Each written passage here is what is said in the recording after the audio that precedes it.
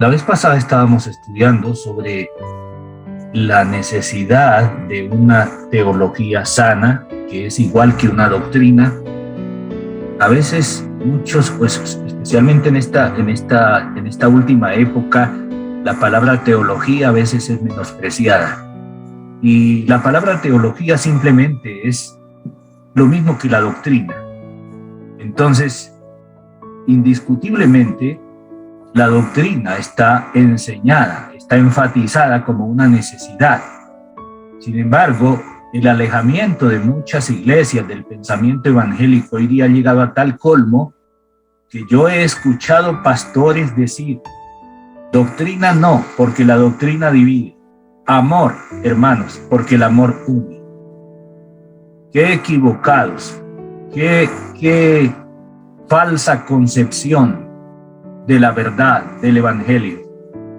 Porque, hermanos, el amor es doctrina, es parte de la doctrina. Si quitamos la doctrina de la Biblia, nos quedamos simplemente tal vez con un emocionalismo sin contenido. La verdad de Cristo, la verdad revelada por Dios, es doctrina. Y esto es simplemente la teología sana, la sana doctrina. Bien, entonces estuvimos hablando la vez pasada de la necesidad de una sana doctrina. Luego estuvimos viendo el verso 1, donde la serpiente viene. Bueno, estuvimos hablando de por qué Satanás se presenta en forma de serpiente, pudiéndose haberse presentado en forma de un ángel de luz. Estuvimos viendo esto, y todo esto obedece a la gracia de Dios, al amor de Dios. Bien, estábamos viendo la estrategia del enemigo y vimos que Satanás logra abrir la puerta y entrar. Al principio, pues Eva le responde de una forma bastante segura que no, que pueden comer de todos los árboles del huerto. La cuestión es que hay uno del que no deben comer. Bien, vamos a continuar en esta ocasión con el versículo 4 y vamos a leer el versículo 4. Dice: entonces la serpiente dijo a la mujer: no moriréis. O sea, que de forma directa, sin rodeos y de forma descarada, llama mentiroso a Dios, diciéndole: no moriréis. En el hebreo, en nuestra Biblia, Dios le había dicho al hombre: el día que de ese árbol comiereis, ciertamente morirás. Y ahora la serpiente le dice a Eva, en el hebreo le dice: ciertamente no morirás. Lástima que no nos dejaron esa palabra en nuestras Biblias, porque ese énfasis parece que está en el hebreo, en los originales. Ciertamente no morirás. Entonces Dios le había dicho a Adán: ciertamente morirás. Y ahora la serpiente toma las mismas palabras de Dios, pero en forma inversa, y dice: ciertamente no morirás. Aquí en nuestra versión solo tenemos: no moriréis. Esta en realidad es la mayor paradoja de todas, la mayor antítesis, la mayor contradicción, que el padre de mentira llame mentiroso al que no puede mentir. ¿Qué les parece? Qué paradoja, qué contradicción, ¿no? El padre de mentira llamando mentiroso al que no puede mentir. Dios no puede mentir. Qué descaro, ¿no? Bueno, bueno, sabemos, eso está en Juan 8:44. El Señor dice que es padre de mentira. Bueno, en ese momento Eva seguramente no sabía que se trataba del padre de mentira, posiblemente. Ella simplemente vio una serpiente. Pues ella estaba hablando con la serpiente, con una criatura. Pero en todo caso, la que estaba llamando mentiroso a Dios era una simple criatura que, como enfatizamos la vez pasada, había sido puesta bajo la autoridad del hombre. Entonces, aquí hay una ingenuidad muy grande. Pablo dijo que fuéramos ingenuos para el mal, pero no para el bien. Desgraciadamente, muchas veces somos ingenuos en la verdad porque no la conocemos. Y esa es una falta muy grande. Bueno, Eva era perfecta, ellos no habían pecado, pero esto es una ingenuidad. ¿Cómo así que una criatura que está bajo la autoridad de ella, del hombre, viene a decirle que Dios les miente, que Dios es mentiroso? ¿Comprendemos eso, hermanos? O sea, no, pues aquí no leemos que, en Génesis no leemos que la serpiente le dijo que Dios era mentiroso, pero ¿comprenden que se deduce? Sí, yo creo que indiscutiblemente, cuando Dios les había dicho, no moriréis, cuando Dios les había dicho, ciertamente morirás, y ahora la serpiente le dice, ciertamente no morirás, ¿qué está haciendo en forma directa y descarada? Está llamando a Dios mentiroso. Eso es lo que está pasando. Bien, entonces, Eva, posiblemente, aunque seguramente no sabía que era el diablo, no sé qué sabría ella del diablo, del enemigo de la verdad, no sé qué tanto sabría, a lo mejor ni sabía que había enemigo de la verdad, posiblemente.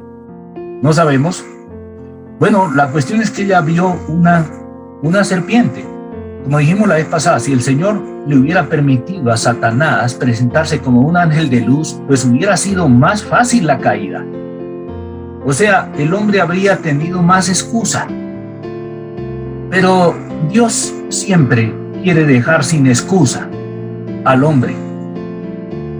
Y por eso permitió que Satanás utilizara la serpiente. Aquí, hermanos, está el origen de todos los problemas. Voy a pedirles que tratemos de poner toda nuestra atención aquí y tratemos de pensar en esta pregunta. ¿Cómo se puede justificar que una criatura que ha sido puesta bajo el dominio de un rey, ¿cuál rey? El hombre. ¿Cómo se puede justificar que una criatura como la serpiente, que ha sido puesta bajo el dominio del hombre, pueda decir que Dios, el bondadoso creador de todas las cosas, el que los creó a ellos, el todo, en todo, cómo se puede justificar que ese sea mentiroso? Eso es descabellado, completamente. ¿Cuál es realmente el corazón del problema? Aquí es donde quiero que nos concentremos. O mejor dicho, ¿cuál es el origen del problema? ¿Dónde comienza realmente el problema? Y pido que estemos muy atentos. Comienza por oír a una criatura antes que al Creador. Así que vayamos recapitulando. En primer lugar, entonces, el origen o comienzo de todo mal, ¿dónde lo podemos encontrar? El problema comienza porque optamos por oír a una criatura. No importa quién sea esa criatura. ¿Comprendemos, hermanos? Pero no tenemos licencia. El cristiano no tiene licencia de oír a una criatura. Es decir, oírla para recibir la verdad. Bueno, eso no quiere decir que no escuchemos al hermano Alberto o al hermano Edgar cuando predica. Ay, hermanos, hago un paréntesis. Qué bendición la predicación del domingo. Gracias al Señor por esas predicaciones. Entonces el problema, hermanos, recapitulando, el problema, en primer lugar, comienza cuando optamos por oír, en cuanto a la verdad, oír a una criatura. Ahora, vemos esto hoy día en las personas comunes y corrientes. ¿A quién oyen? ¿A qué le dan importancia? ¿Por qué clase de creencias, incluso estupideces, están guiando sus preciosas vidas? Vamos comprendiendo por qué será que Dios repite tantas veces el mandato de oír. ¿Lo han visto, hermanos, en la Biblia? Que lo repite muchas veces. ¿Se les viene a la mente algún texto sobre oír? Si a alguien se le vino a la mente algún texto que hable de oír, por favor, traigámoslo a colación. Deuteronomio 28, hermano. 28. Léalo, hermano. A ver, otras personas que se le haya venido a su mente. Acontecerá que si oyeres atentamente la voz de Jehová tu Dios, para guardar y poner por obra todos sus mandamientos que yo te prescribo, hoy también Jehová tu Dios te exaltará sobre todas las naciones de la tierra. Y en el 2 dice, y vendrán sobre ti todas estas bendiciones y te alcanzarán si oyeres la voz de Jehová tu Dios. Gracias, hermano Alberto. Sí. Mire, ¿qué es lo primero que hay que hacer? Oír. Oír. Pero oír al que tenemos que oír, ¿no? No a la serpiente. Exacto. Oír a Dios. Mi amor, que nos pase lo que hay. No a la criatura. No importa qué criatura sea. No importa si es un ángel. Es una criatura. Hay muchas sectas que han comenzado por la supuesta revelación de un ángel. Hablábamos precisamente en días pasados de los mormones. Y no tenemos que ponernos a discutir con las personas de que no, que eso no fue cierto, que eso es una mentira. No, no discutamos eso. Pero sí podemos, basados en la verdad, saber por qué ese ángel no podía traer algo que había que añadirle a lo que ya estaba escrito. Eso sí lo sabemos. Bien, hermanos, otro hermano que se le vino a la cabeza un texto de esos de oír. Bueno, otro dice que la fe viene por el oír, pero el oír, por escuchar la palabra de Dios. Entonces ahí está eliminando la criatura, es escuchar la palabra de Dios. Correcto. La fe. Gracias, Martín. Mira que ese texto, tanto que a mí me gusta, pero no se me había venido a la mente en este contexto. Qué bueno, hermana, gracias. Otra persona, ¿quién más tiene? Santiago 1:19, por esto mis hermanos, mis amados hermanos, todo hombre sea pronto para oír, tardo para hablar y tardo para airarse. Se nombra primero oír. Eso no, ese es un mandato, eso no es un consejillo. Dios no da consejillos. Dios da mandatos. Es un mandato. Sea en imperativo, pronto para oír, todo hombre y mujer. Bueno, hermanos, otra persona que pronto se le haya venido a su mente un texto y quiera compartir. ¿Hay alguien más tiene otro? Mi hermano, en 2 de Samuel 22:45 hay un texto muy bonito que nos dice que los hijos de extraños se someterán a mí, al oír de mí me obedecerán. Amén. Bueno, hago un pequeño paréntesis aquí. Yo no estoy de acuerdo con la versión internacional y otras versiones que han cambiado la palabra oír por la palabra obedecer, porque la palabra oír es una y obedecer es otra. Entonces no estoy de acuerdo con estas versiones que han cambiado esa palabra. Eso es una interpretación, eso no es una traducción. Ese era un paréntesis, hermanos. Bueno, no sé si alguien más quiere compartirnos, si lo tiene, bienvenido. Mateo 7:24, cualquiera que me oye estas palabras y las hace, le compararé a un hombre prudente que edificó su casa sobre la roca. Bueno, hermanos, aquí no acabaríamos, ¿no? Yo quiero, no sé, ¿alguien más tiene uno también que quiera compartirnos? ¿Alguien más? Yo, digo yo. Sí, Marlencita, bienvenida. Dilo. Muchas gracias. Dice, carambas. Ay, se me perdió. Después, este es del libro Primero de Reyes. Ajá. Después del temblor, juego, pero no estaba Yahvé en el juego. Después del juego, el susurro de una brisa suave. Al oírlo, Elías cubrió su rostro con el manto, salió y se puso a la entrada de la cueva. Le fue dirigida una voz que le dijo: ¿qué haces aquí, Elías? Gracias Marlencita. Bien, yo quiero llamar la atención a tal vez dos o tres. Uno es en Isaías, creo que 55, donde repite: oídme y vivirá vuestra alma.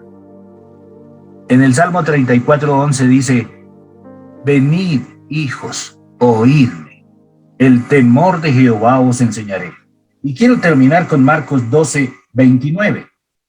Miren, un maestro le había preguntado cuál era el primer mandamiento de todos a Jesús. Marcos 12:29. Y Jesús contestó: el primer mandamiento de todos es: oye, Israel. Qué interesante, ¿no? Oye, Israel. ¿Y qué sigue? El Señor nuestro Dios, el Señor es uno, o uno es. Y ahora sí viene: amarás al Señor tu Dios. Qué interesante que lo primero que pone es: oye, un mandato. Oye. Bien, hermanos, aquí, ¿cuál es el origen del problema? El problema aquí es que Eva le presta atención a una criatura. Oye a una criatura.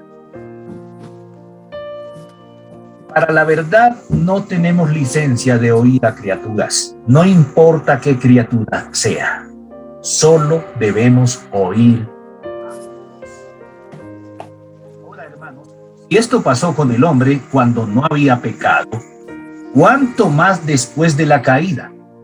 Así que los cristianos tenemos un mensaje de vida para el hombre del siglo XXI. Este es el mensaje de evangelismo que podemos llevar. El mensaje de oír. Usted necesita oír a Dios. ¿Amén, hermanos? Bien. Qué pena, aquí me equivoqué. Esto es número 2.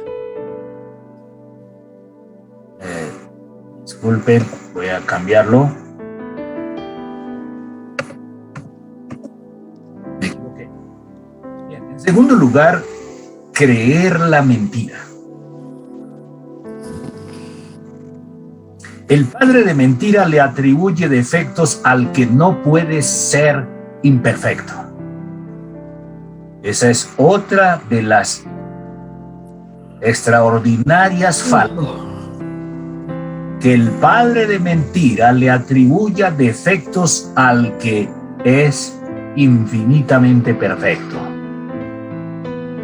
Una vez que se ha escuchado a la criatura, haciendo a un lado la verdad, es decir, lo que ha salido de la boca del Creador, enseguida el padre de mentira calumnia a Dios de egoísta, de miedoso, de envidioso. ¿Sí lo notamos? Ahí está en el verso 5. ¿Ves? Si no, vamos a leerlo. Ahí en Génesis 3:5. Dice: sino que sabe Dios que el día que comáis de él serán abiertos vuestros ojos y seréis como Dios, sabiendo el bien y el mal. A ver, lo que en realidad le está diciendo aquí la serpiente a Eva es que en realidad está calumniando a Dios de egoísta, de miedoso, Dios sufriendo de miedo y de envidia. En otras palabras, el padre de mentira acusa al perfectísimo de defectos morales, al santísimo de pecado, al altísimo, el soberano, todopoderoso, al único autosuficiente, que no hay nadie como él, está acusándole de miedo. Tiene miedo de que la criatura lo iguale. Qué cosa bien fantasiosa. ¿Cómo les parece esta, hermanos? Esta sí parece de vaqueros, ¿no?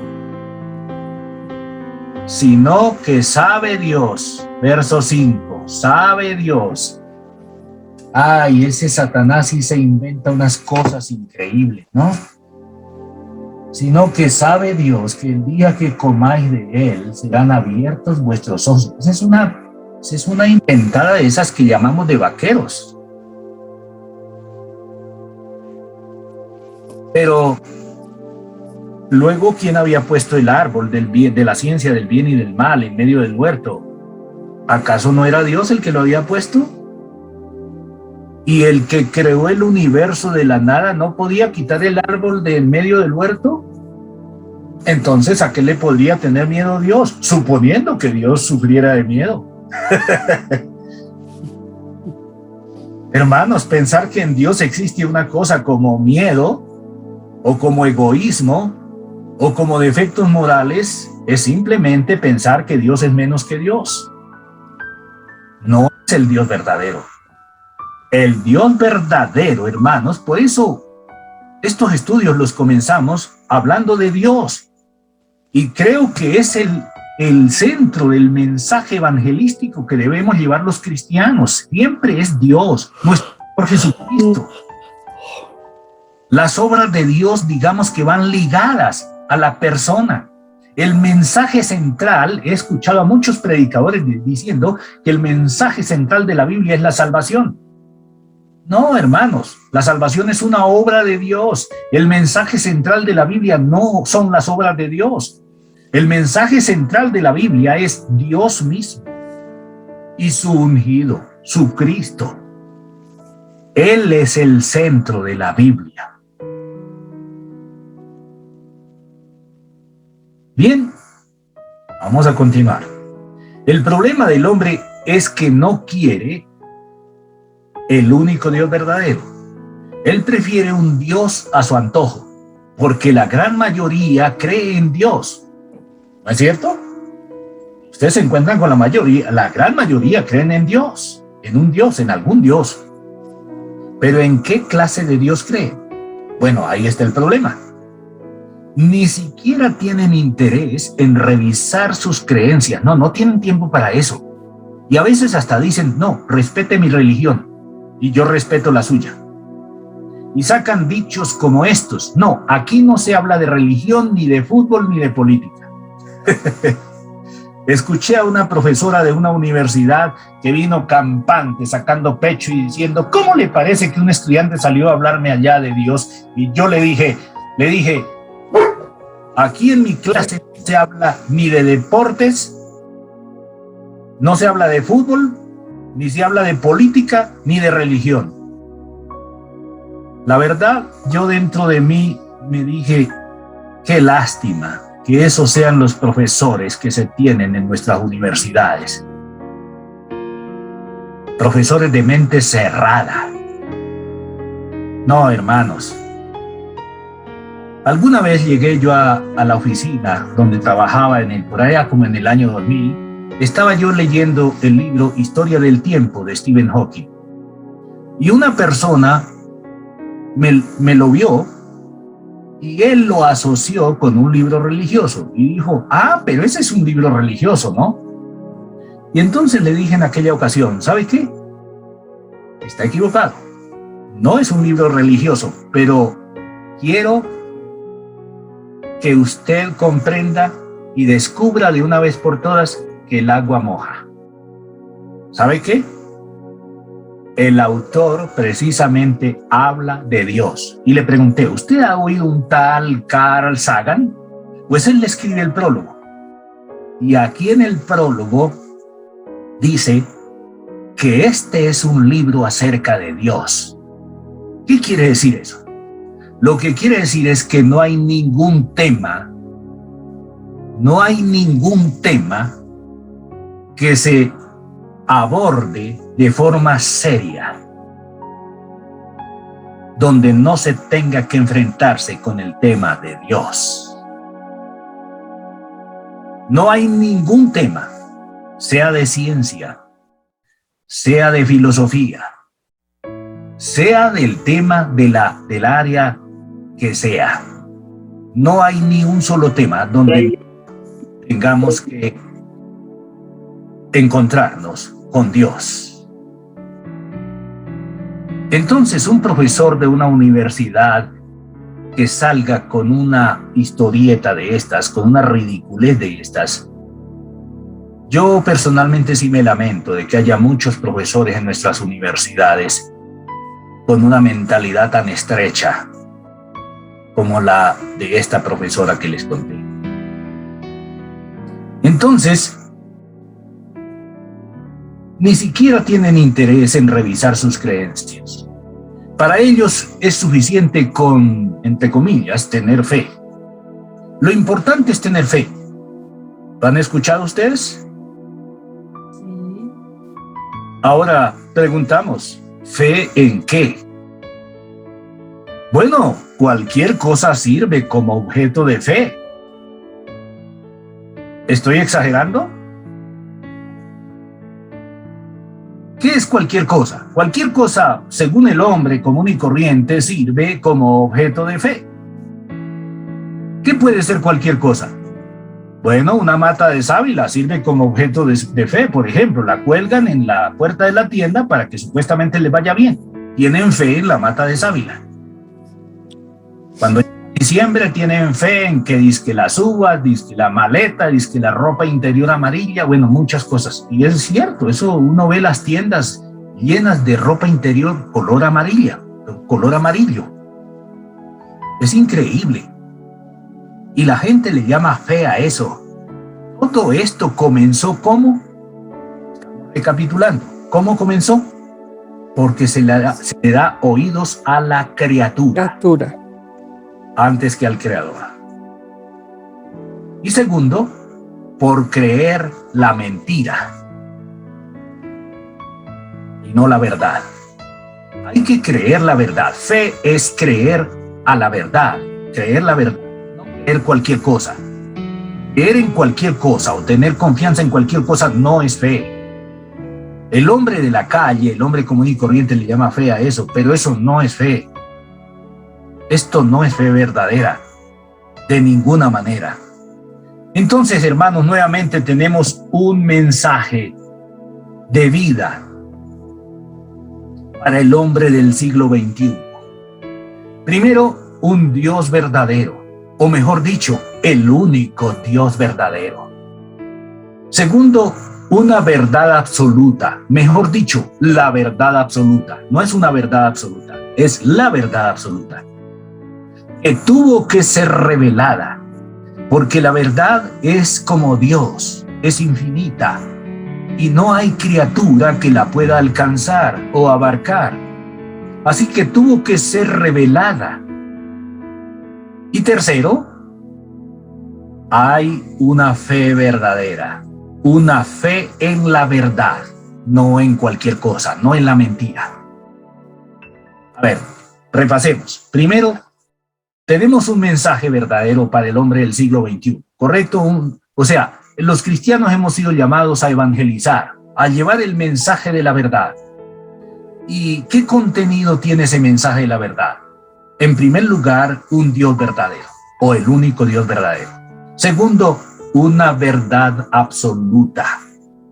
no relativa, mejor dicho, la verdad absoluta, que tuvo que ser revelada, porque la verdad es como Dios, es infinita, y no hay criatura que la pueda alcanzar o abarcar, así que tuvo que ser revelada. Y tercero, hay una fe verdadera, una fe en la verdad, no en cualquier cosa. ¿Tenemos un mensaje, hermanos? ¿Tenemos mensaje para darle al hombre del siglo XXI? Amén, Señor. Amén. Bien, aquí también me equivoqué. A corregir esto, no sé por qué me apareció eso. Yo pensé que lo había hecho bien, pero no sé por qué. Bien. En tercer lugar, vamos a ver aquí en este pasaje que está estudiando, vemos la madre de todas las mentiras. La madre de todas las mentiras. ¿Cuál es esa mentira? Seréis como Dios.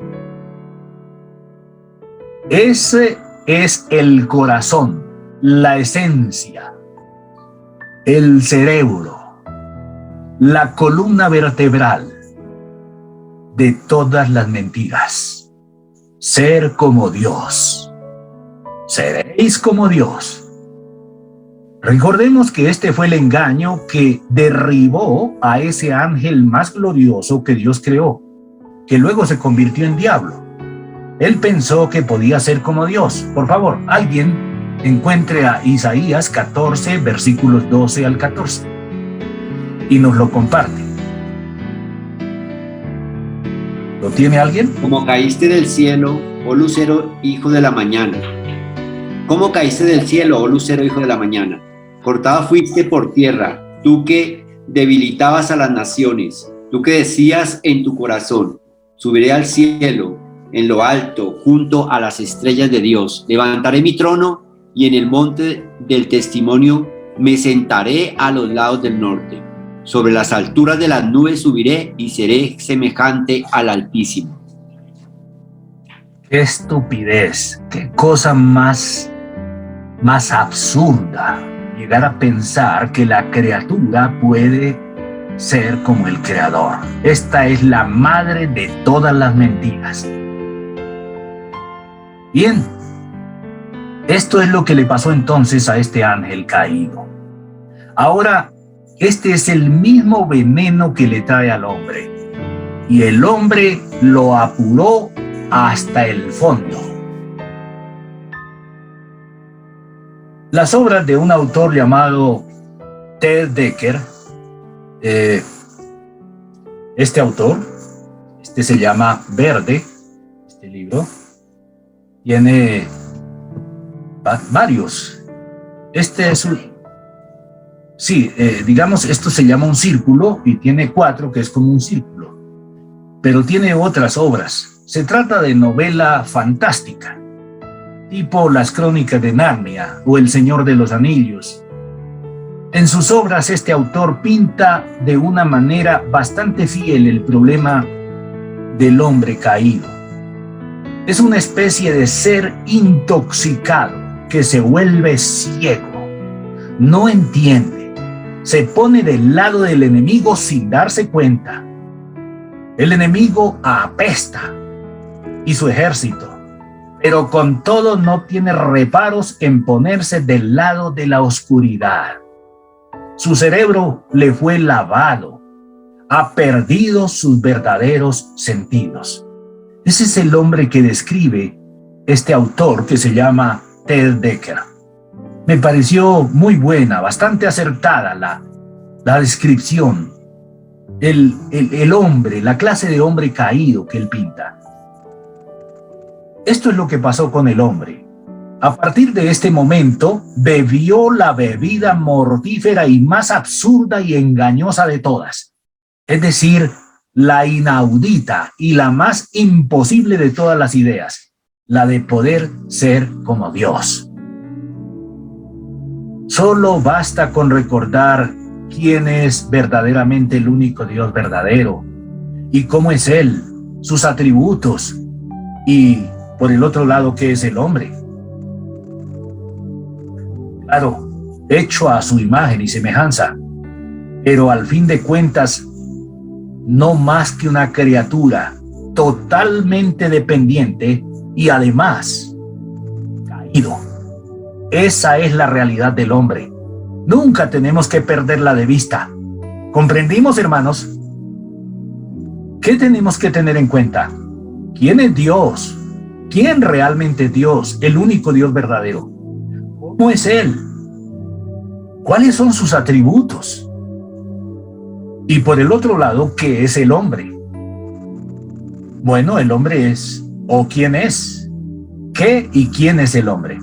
El hombre es una criatura. ¿Quién es? Bueno, fue hecho a su imagen y semejanza. Pero al fin de cuentas es una criatura solamente. Totalmente dependiente, mientras que Dios es absoluta e infinitamente independiente, autónomo. Pero además de que el hombre es simplemente criatura, además de eso, es una criatura caída. Eso no tenemos que olvidarlo nunca.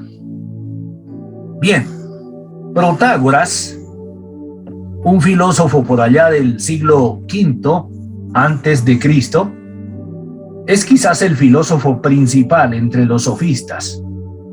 Aunque promovió la búsqueda del conocimiento, ellos le llamaban la sabiduría, enfatizó la idea de que la verdad es... Bueno, William, buenas noches. Solo que tiene el micrófono prendido y lo estamos escuchando.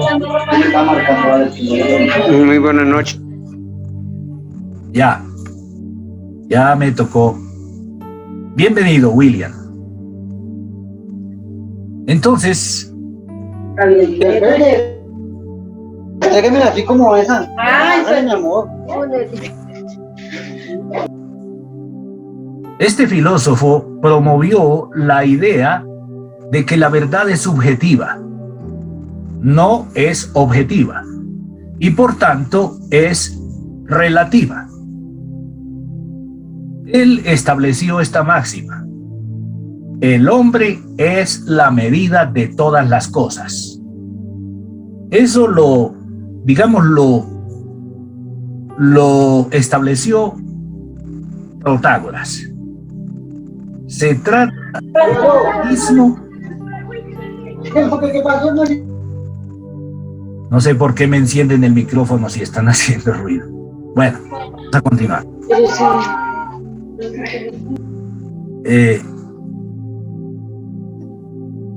El hombre es la medida de todas las cosas. Se trata del mismo antiguo engaño iniciado aquí en el Génesis. Es la misma pócima de intoxicación de los sentidos del hombre, la madre de todas las mentiras.